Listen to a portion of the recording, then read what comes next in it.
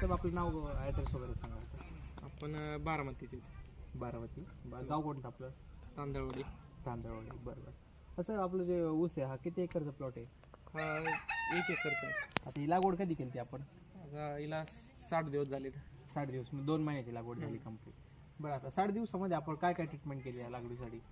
त्याला एक basal dose टाकलेला हां. आणि आता रेग मारली. बरं बरं. रेगीसाठी आपण कुठलं काय केलं, ट्रीटमेंट काय वापरलं?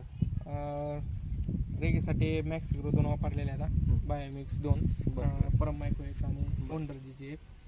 त्याच्यानंतर 1846 वापरलेल्या 2, युरिया 2.